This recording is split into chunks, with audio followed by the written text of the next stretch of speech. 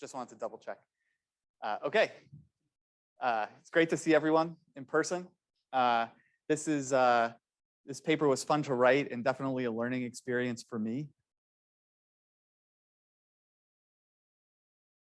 It's kind of like being in a club where you know kind of very specific institutional details, and we just talk to each other about those details. I was thinking about it, and I think studying PBMs is like being in a very exclusive section in the club when only a couple people get to enter this section, and it's very complicated and hard to understand. So I'll try my best to keep this at a high level, but I do think that in this case, kind of the institutional details are myriad and matter a lot. So I think Fiona touched on this, of course, earlier in the first talk. Drug costs are high, 10% of spending, and they've been growing rapidly. Kind of one important point that comes up in a lot of policy discussions, in addition to these kind of trends in average prices, is that there's heterogeneous prices both across markets and across insurers.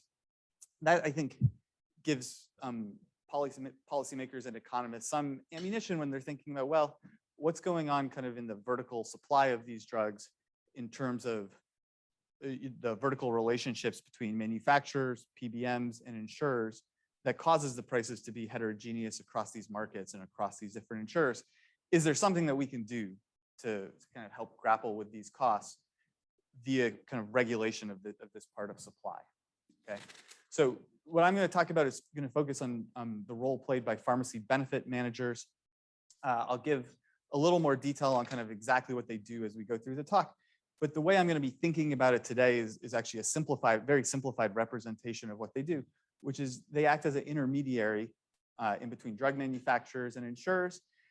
And as an intermediary, they're constructing formularies or restricted sets of drugs that they offer to insurers. And in return for constructing these formularies and placing drugs on the formularies, the drug manufacturers give them a rebate, which is basically a discount on the drug that they can either keep or pass through downstream to insurers.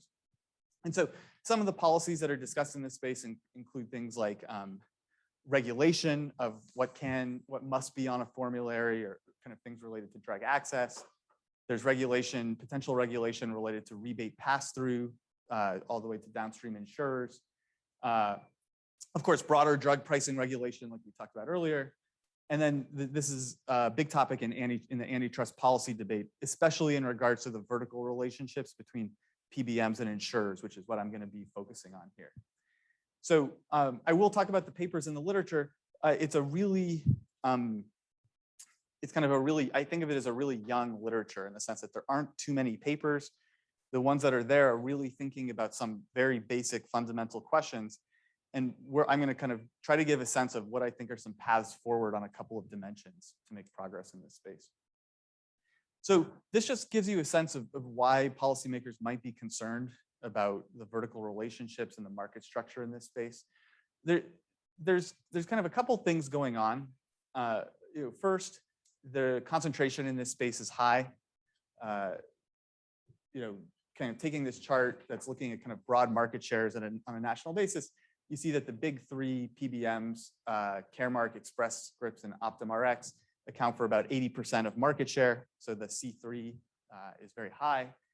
And also you can see with kind of the red arrows that the kind of three biggest PBMs are vertically integrated. So Optum is vertically integrated with United, Express Scripts with Cigna, and CVS Caremark with CVS Aetna. And so this vertical integration makes studying policy in this space kind of makes it more challenging, in the sense that I think economists have developed a playbook over the years, and antitrust practitioners have developed a playbook related to horizontal mergers. Vertical mergers, oftentimes the effects are much more subtle, harder to kind of figure out what are the welfare implications of vertical relationships. The models are much more complicated. And so that's, I think, part of the reason why it's hard to think about policy in this space, and something that I'm going to talk about a little more today.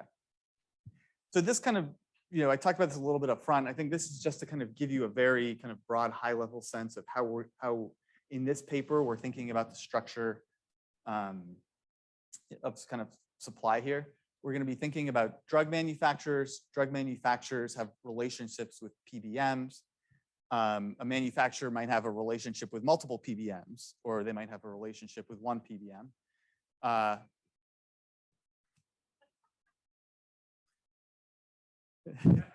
Express Scripts is mad already. And the PBMs then kind of, they construct formularies with the manufacturers. Then once they have a formulary, they sell that formulary, or they kind of market that formulary to downstream insurers.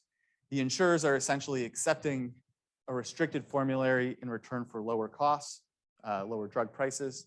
And then the insurance company contracts with consumers, as you all know, and then consumers consume drugs. And one of the key things here is that with a restricted formulary, of course, consumers may not have access to the drugs that they would like to take if they had access to all drugs. So this is just kind of a broad, high-level description. There's a couple of key challenges in this space that we talk about in the paper. One of the key challenges is what I just referenced, which is that analysis of vertical industries is difficult, subtle. The impact of policies just directionally for welfare is more challenging to assess. In this specific space, when you're thinking about policies that impact PBMs, this is like front and center, right? You need to have a model that kind of really thinks about the kind of all of these vertical relationships. The second thing is that the data demands are high. This is typical in vertical industries, in part because you're not just studying kind of sales from a firm to consumers. You also need to study these industries. You also need to have data on business-to-business relationships. So what are the rebates that the manufacturers are giving to the PBMs? How much is that being passed through downstream to insurers? What does the heterogeneity in these things look like? This is particularly important here, and I think one reason that the literature has had a very difficult time progressing, especially empirically, is that these kind of data have been kind of extremely limited or even non-existent in terms of ability for researchers to access. So I'll return to that kind of near the end of the talk. The last thing I should mention, because I'm pretty much going to abstract away from this today completely, is that I'm kind of going to be talking about it in the scope of this kind of vertical structure. PBMs operate in many different markets: Medicare Part D, employer markets, Medicaid, et cetera. And they cover many different types of drugs. And so there's a lot of varying institutions just in regards to the specific drugs that are being covered, generic versus brand, specialty versus non-specialty, et cetera. And so I'll be abstracting away from that, but I think these details are particularly important for empirical work. I'll talk briefly about kind of existing work, because I think there's some existing papers that start to make progress on the issues of vertical relationships. So thinking about kind of PBM impacts upstream, there's a nice paper by Leila, Aga, and co-authors that uses Part D data and establishes a relationship that basically shows that when PBMs start restricting access to drugs on their formularies, that then has kind of direct effects on innovation for upstream manufacturers. Some of the other papers in the literature focus more on what I think of as PBM manufacturer relations. So Josh Feng has a nice paper focused on statins. That's kind of a theoretically motivated paper with some data that shows that PBMs reduce spending by 15%. This comes in large part or kind of entirely from drug company profit reductions, and the PBM keeps some of these profits as it's kind of through the rebates as it's passed through. Other recent papers, the Conti et al. Paper, where I know some of the authors are in the room here. This paper does a lot, but I kind of think of it as studying a rationale for the existence of PBMs as intermediaries. I think a question you often get in this space is, well, why do PBMs exist at all? What's the role they're serving? And I think this paper has some nice results, which is that at least in theory, in equilibrium, the threat of potential exclusion is often enough to generate price reductions without actually having to exclude drugs, which is important. And then the second thing, which is kind of a cool part of this paper, is it shows that you can rationalize larger PBMs versus smaller PBMs by thinking about the contracting externalities that might happen when PBM manufacturers can sign most favored nation agreements. Okay, so I think these are two interesting insights on kind of the structure and existence of PBMs. Finally, there's another nice paper by Alex Olson and Demirer that studies formulary placement. Now, this paper isn't really thinking about PBMs as a strategic intermediary, but it is thinking about the relationship between drug manufacturers and insurers, and this trade-off between restricted access and formulary design and achieving lower prices. And so broadly, I think that kind of the work has made really good progress with models that rationalize the existence of PBMs, thinking about the interactions between drug manufacturers and one downstream party. So either a PBM or a merged PBM insurer entity or something like that. As far as we know, there isn't much prior work that's really kind of modeling all the links in the chain of this vertical supply and then taking it to data. And so I'll actually show you kind of more on that in a minute.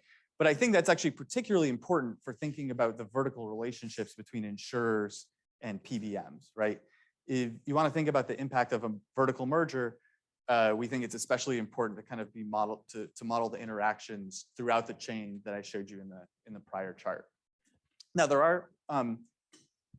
are some papers in progress, so research I'm working on, and research that Kate Ho and co-authors are working on that's looking to kind of make progress on this dimension. But I want to stress that I think this dimension is particularly important. Okay, so some paths forward, continued advances in modeling, I think, especially of the vertical supply. I'll briefly talk about that in the last 5 minutes I have. I think access to improved data, especially on the key business-to-business interactions, is especially important. I know that researchers haven't had access to data on rebates and rebate pass-through, especially for kind of individual insurer, drug, PBM relationships. But I know those data exist. I've talked to people who have them.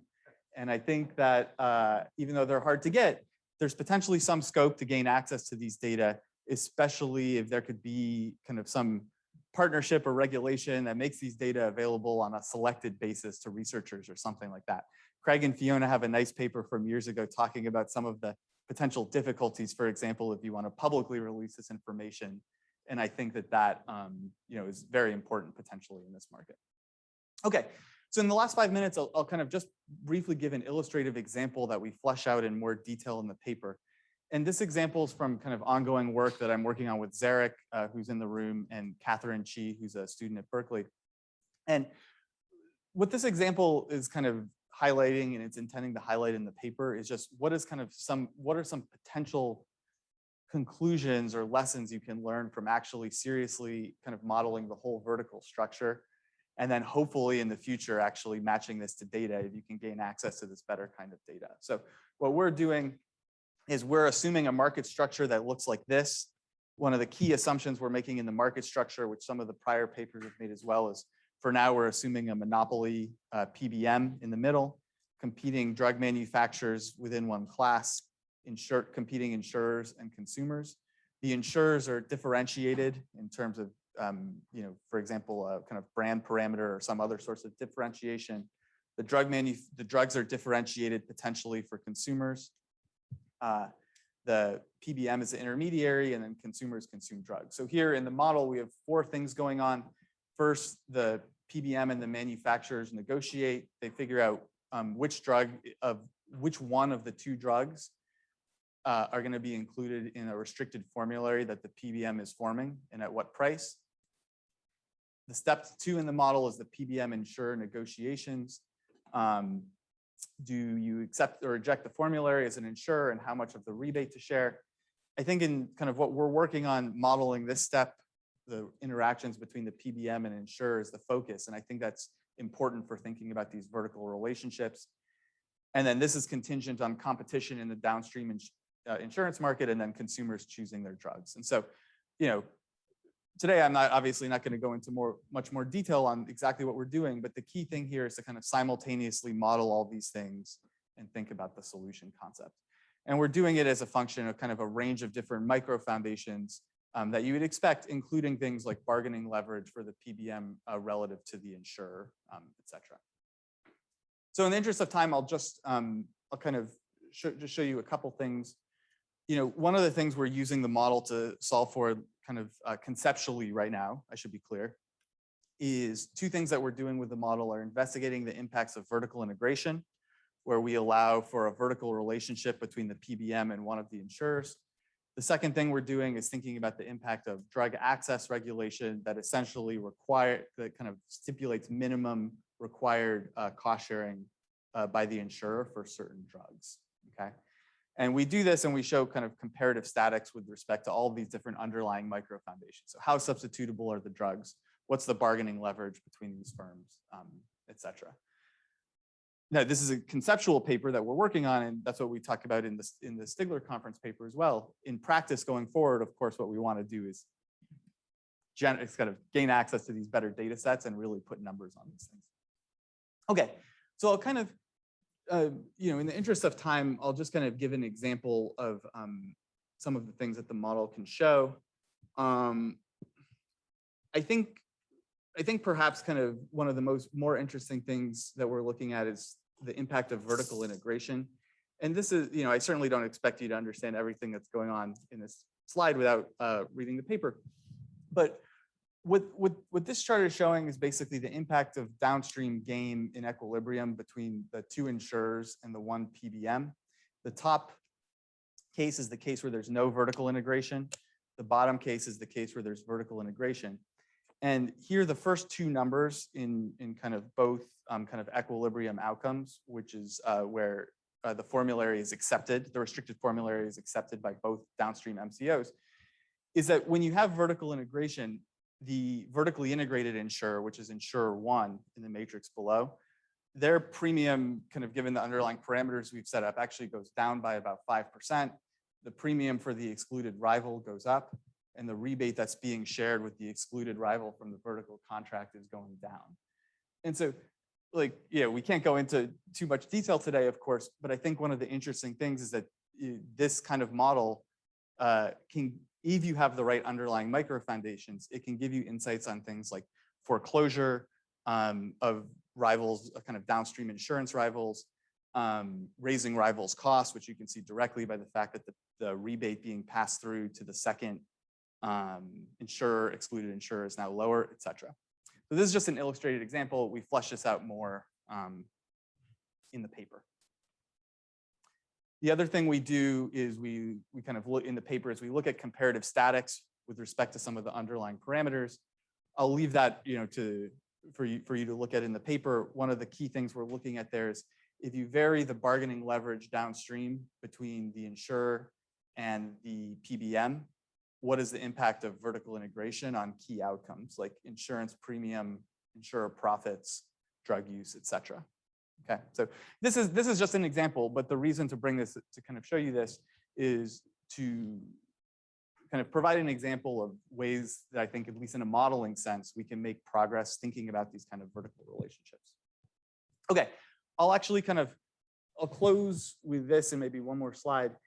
I think the other key thing going forward, which I probably can't stress enough, is just access to the kind of data that really gives us information on these business to business interactions upstream. There's prior recent work by Kakani et al. That uses the SSR health data. The SSR health data is better than what we've used before, which is nothing. But at the same time, I think that what the data gives is it gives data on average rebates for a given drug at the national level for all insurers and markets. And I think for studying these kind of subtle vertical relationships and thinking about what's the impact of integration, I think this, you need more than this data set. And there are data sets that exist with kind of the specific insured drug PBM rebates. And I think that kind of finding a way to get researchers access to this kind of data and then pairing it with the kind of modeling I was illustrating before can really make a difference in terms of moving research forward in this literature. Okay, so, I think the main goal of this paper and the conference is really to kind of motivate interest in this specific area. I think this is actually an area where it's really easy to motivate researcher interest in the sense that drug costs are super important, drug access is super important, PBMs are kind of this mystical entity that people don't know that much about that sit right in the middle of this vertical chain. And we don't have a lot of research on PBMs. And the reason is the vertical modeling is hard and the data access is hard. But I think that if you see the amount of attention being paid to PBMs in the kind of drug debates, that more research in this space can have a really big impact, directly, kind of through policy. So I think that kind of despite the challenges, I actually think this is an exciting area because I think there's significant scope for progress going forward if we can make progress on these two dimensions.